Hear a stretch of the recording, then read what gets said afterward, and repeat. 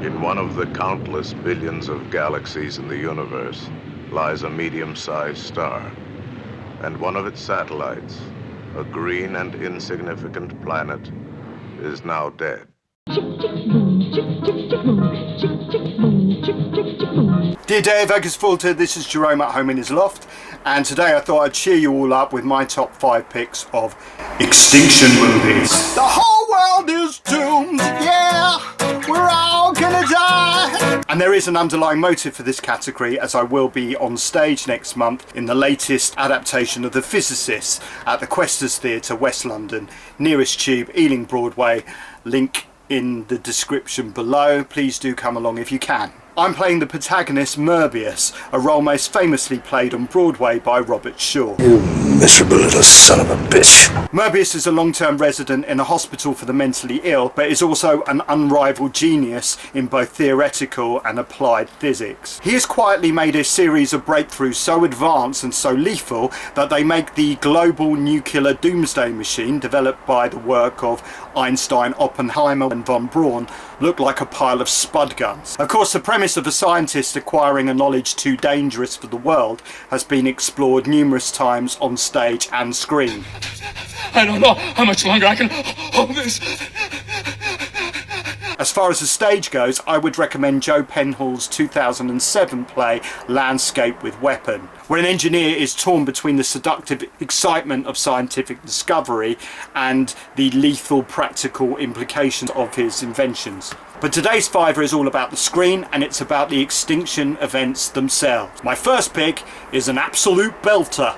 Set in Yorkshire at number 5, it's Threads. Directed by Mick Jackson and written by Barry Hines, author of A Kestrel for a Knave, Threads is a television movie broadcast on the BBC in 1984, portraying ordinary people experiencing nuclear war in the city of Sheffield.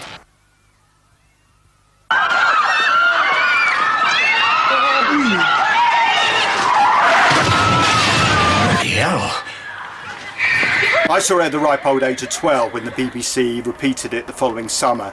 It traumatised me then, and it seems to have lost none of its impact revisiting it 38 years later. The film was made as a direct response to the US television movie The Day After. John Lithgow and Jason Robards feature among the residents of suburban Missouri, who either find themselves obliterated immediately in the radius of the blast and resulting shockwave, or survive to meet a far worse demise from the effects of radioactive fallout as humanity disintegrates into chaos around them.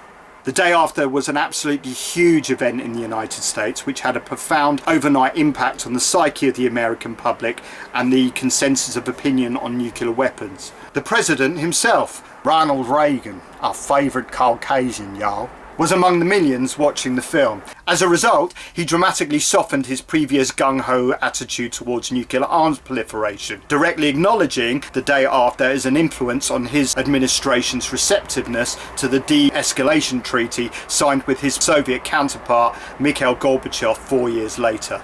My mother and I were among the 15 million Brits who watched The Day After when it was broadcast in the UK on ITV on Saturday the 9th of December 1983. It immediately provoked a huge amount of debate in the UK and served to increase popular support for the thousands of women protesting the presence of tactical nuclear missiles at RAF Greenham Common in Berkshire. A remarkable mass women's movement that ultimately lasted 19 years but is curiously rarely spoken about today. But while The Day After was widely viewed by the public on both sides of the Atlantic and was undoubtedly a hugely effective film, it was far too soft and too Hollywood for a Yorkshireman like Barry Hines. Things are done properly in Yorkshire, and Threads combines a much greater emphasis on realism and a resolute refusal to shy away from any of the uglier aspects of the aftermath of a nuclear holocaust. It is much harsher and more naturalistic than its American counterpart, to the extent that if the immediate effects of the nuclear attack itself aren't enough of a shock for the viewer, the film becomes increasingly more harrowing to watch as it goes along. By the end, we are watching the few who remain alive pick their way through a desperate guttural existence, treating each other with deranged brutality while slowly succumbing to radiation sickness. There is no escape, no hope in Threads. The film makes it absolutely explicitly clear to the viewer that nothing and no one on the planet is going to survive a nuclear war. I personally really do think it is a bit of a masterpiece. There are some unforgettably unsettling moments in it, though it's certainly not something that you will feel like rewatching for fun. Somehow though, it was felt that the British viewing public hadn't quite been disturbed by the prospect of nuclear annihilation enough. Anyone who had got a warm fuzzy feeling watching The Snowman, Jimmy Murakami's 1982 animated film adaptation of Raymond Briggs' popular children's picture book, might have been forgiven for thinking that a 1986 follow-up would provide more of the same. When the Wind Blows featured the voices of Sir John Mills and Dame Peggy Ashcroft as Jim and Hilda Bloggs, an elderly couple living a loving and contented existence in an isolated cottage in the beautiful Sussex countryside, but only just remote enough to narrowly survive the vast shockwave of a nuclear warhead that obliterates distant London. Distressingly and uncomfortably slowly, the film is an hour and 25 minutes long compared to The Snowman's 26 minutes. Viewers watch in stunned horror as a confused pair physically and mentally deteriorate under the agonising effects of radioactive fallout before finally resigning themselves to inevitable death.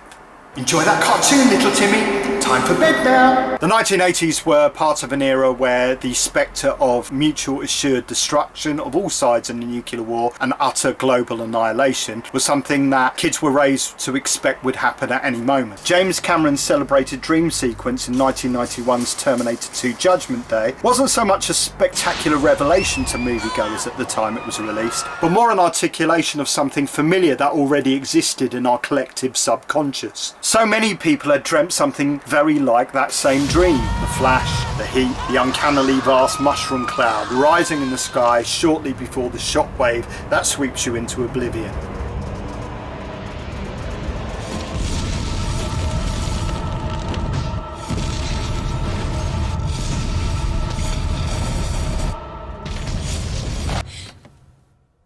From the early 1990s onwards, however, both fear of and awareness about nuclear weapons has faded away. Subsequent generations arguably live in an even more dangerous world, with tactical nuclear weapons existing in larger quantities than ever, but whatever, now it found.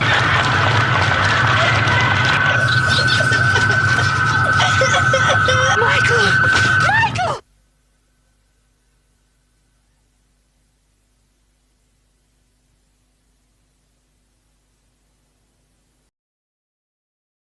So, on to number 4, and it's The Quiet Earth. Set in New Zealand, morbidly depressed scientist Bruno Lawrence wakes up to discover that he appears to be the only person left in the world. The city of Auckland is completely deserted.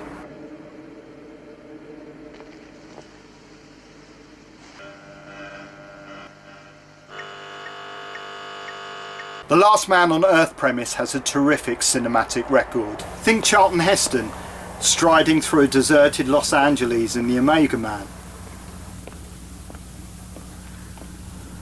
Or Cillian Murphy in a hospital gown on London's Westminster Bridge in Danny Boyle's 28 Days Later. Hello! Or Andrew Lincoln riding into Atlanta in Frank Darabont's The Walking Dead. The Quiet Earth is my favourite example because the protagonist more or less remains alone for most of the movie. Bruno Lawrence is able to explore taking his character into whole new levels of depression and insanity in his prolonged isolation, resulting in some terrific sequences. It is a really strange but thoroughly absorbing film. Ultimately, he realises that the corporate laboratory he works for is responsible for the annihilation of humanity, and that the effect is imminently going to repeat itself, and so he must save the world, even though there is pretty much no one else left to save. The ending is one of the least predictable, most mind-blowing endings I can think of in any movie. I won't spoil it for you, do check it out if you can. My choice at number 4, The Quiet Earth. At number 3, probably the most contentious of my choices, it's Don't Look Up. It would damage the entire planet, not just a house. No. The entire planet. Okay, well, as it's damaging, will it hit this one house in particular that's right on the coast of New Jersey? It's my ex-wife's house. I need it to be hit. Scientists Leonardo DiCaprio and Jennifer Lawrence earnestly tried to warn America about a planet-killing comet on an imminent collision course with Earth. But in the information age, important stuff tends to get lost in the white noise. We're trying to tell you that the entire planet is about to be destroyed. Okay. Well, it's, just something we do around here. We just keep the bad news light. Right, it helps the medicine go down. Now, Don't Look Up found itself a little bit caught up in this whole culture war thing, where anything from a movie about a child's doll to the ingredients of a sausage roll seems to trigger hypersensitive commentators. It is a comedy working in fairly broad strokes, but it does make fun of all sides. Certain complaints, such as one that it is anti-capitalist, for instance, does speak of the ridiculousness of our times compared to the 1980s, when everybody just sat back and enjoyed something like RoboCop without endlessly whining about its far more overt and direct socio-political subtext. I'd buy that for $1. Don't Look Up is also unfavourably compared to Stanley Kubrick's 1964 Cold War classic Dr. Strangelove, one of the most lauded satires of all time, where the US president, military, scientists and diplomats all helplessly pontificate as the automated machine of tactical nuclear war, set off accidentally, simply cannot be stopped. Now then, Dmitri, you know how we've always talked about the possibility of something going wrong with the bomb. The bomb, Dmitri. The hydrogen bomb. Peter Sellers mostly improvised in his three roles, including the president and the titular former Nazi nuclear scientist Dr. Strangelove, a character directly based on Werner von Braun, the leading architect of the rocket technology that brought the world intercontinental missile systems and the NASA space exploration program that put man on the moon. People who do cite Dr. Strangelove in their assessment of Don't Look Up might be overlooking the fact that Dr. Strangelove reflects a much more simple, straightforward era in terms of our concept of government. In fact, scientific advisors no longer enjoyed the sort of influence a Dr. Strangelove type might have had on Pentagon policy making since Oppenheimer was expelled in 1954. There are echoes of older, simpler times in the 1950s retrospective feel of Tim Burton's Mars Attacks, with Pierce Brosnan's Oppenheimer-esquely pipe-smoking scientist and Rod Steiger's hawkish military grunt. Annihilate! Kill! Kill! Kill! While multi-rolling Jack Nicholson exudes a nostalgic charm as president. Little people. Why can't we all just get along?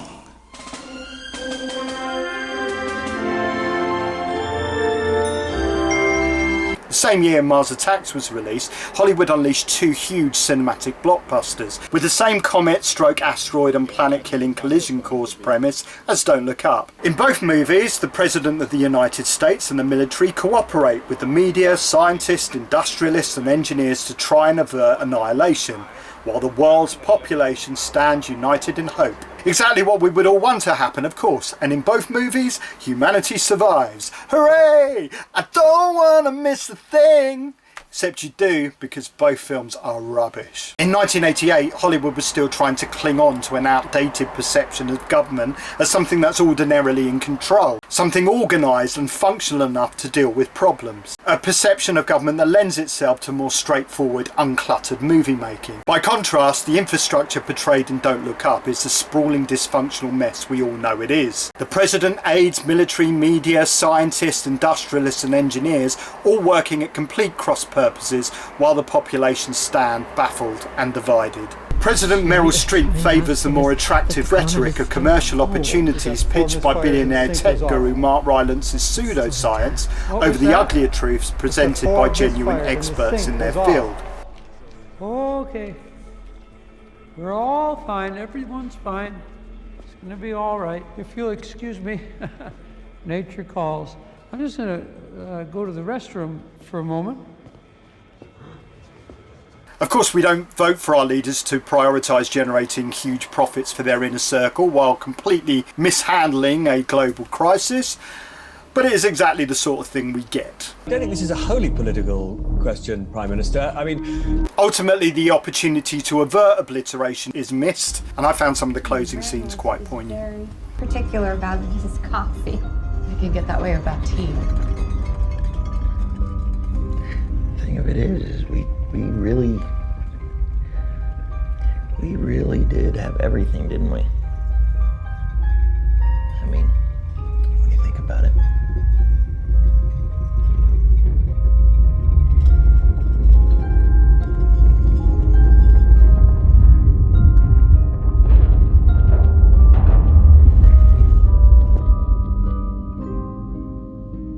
My number 3, Don't Look Up. And number 2 is one of my favourite films in any category.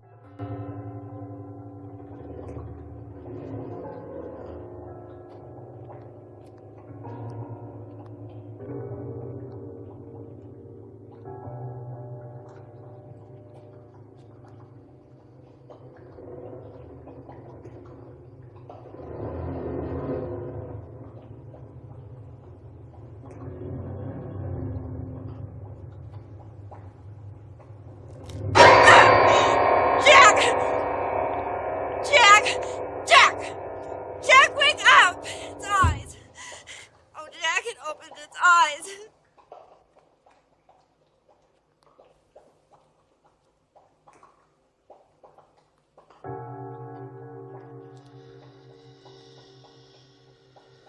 See? Veronica Cartwright there with Jeff Goldblum and Jeff Goldblum. Doppelganger stories frighten and fascinate me, and the most terrifying one involving human extinction, in my opinion, is Invasion of the Body Snatchers, one of the greatest remakes ever made. Rich in allegory, set in San Francisco, Brooke Adams becomes convinced that people are being replaced by emotionless duplicates, but is witheringly gaslighted as a bit of a hysterical type by the likes of Leonard Nimoy and company. Your husband, But Ted. I know Please. something that you... Catherine. Could I just say one thing? Ultimately, she, Donald Sutherland and friends discover that plant-like pods are able to slowly duplicate humans as they sleep, disintegrating and replacing the original. Therefore, to survive, humanity must avoid sleep, telltale emotion, and Leonard Nimoy. Just a mild sedative to help you sleep. I hate you. We don't hate you. There's no need for hate now. Or love. I love you, Matthew. There are other truly great doppelganger movies that involve human extinction. John Carpenter's The Thing, another fantastic remake superior to the original, concerns helicopter pilot Kurt Russell and a group of Arctic researchers living in paranoid claustrophobic conditions, unsure whether any or all of their colleagues have been replaced cell by cell by a monstrous doppelganger organism.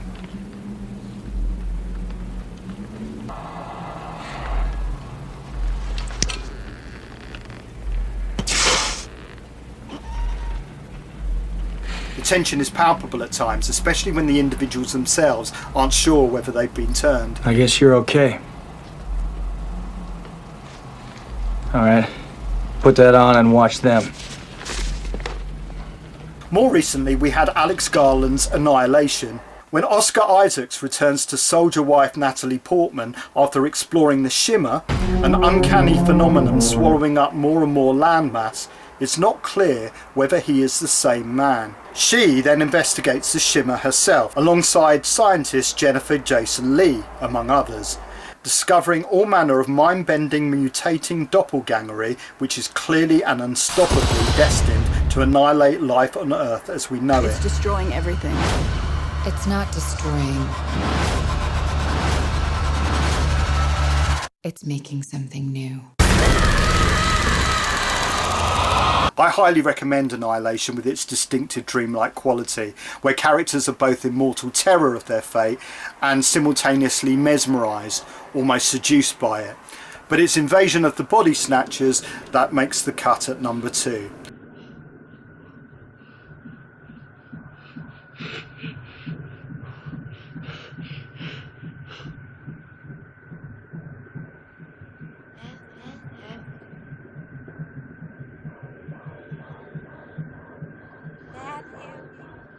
Matthew! Matthew! Don't sleep, don't show emotion, and don't hang out with Leonard Nimoy. He's a wrong 'un. On to number 1. You maniacs! You blew it up! Oh, damn you! God damn you all to hell! Yep, it's Charlton Heston alongside objectified fur bikini wearing mute cave babe Linda Hamilton in the original The Planet of the Apes. Of course, it's not worth trying to avoid the spoiler this time. The iconic image of the beach scene at the end is ubiquitous.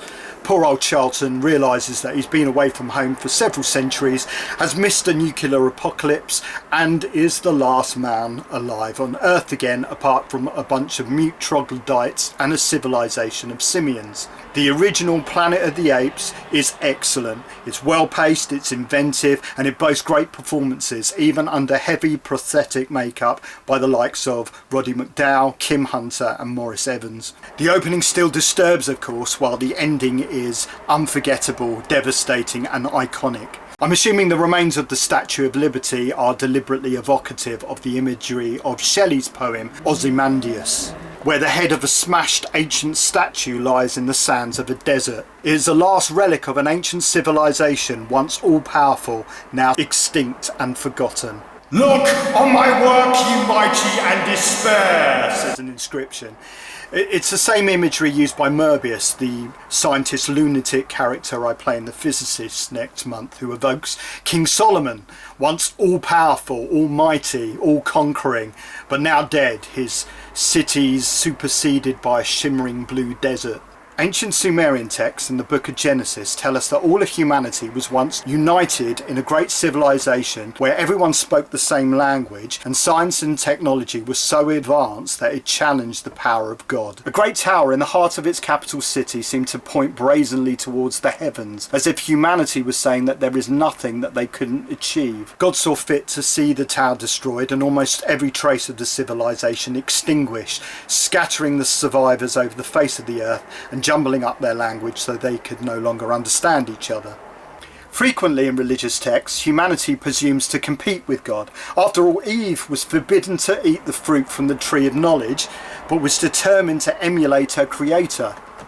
Prometheus was similarly minded when he stole God's power of creation in Greek mythology. And we're back to the Shelleys again, this time Mary Shelley and Frankenstein, the modern Prometheus who creates an artificial man only for his creation to learn to resent the nature of his existence and wreak revenge on his mortal creator.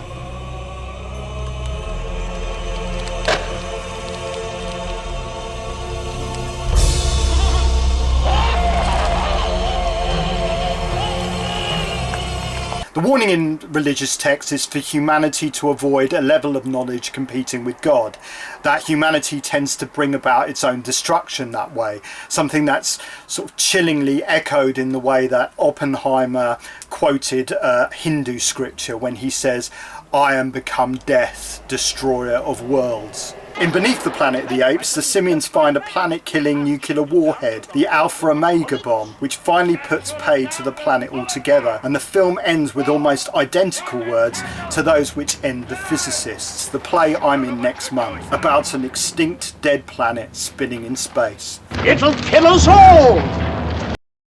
Jabbing away with a plug again. Remember, the link is in the description. So all of my 5 choices end up with the actual annihilation of human beings. Would human beings survive in your choices? What would you choose? Am I a terrible idiot for picking Don't Look Up at number 3? Please tell me in the comments. Smash the like and subscribe. Jerome is Anandon. Slunga 4.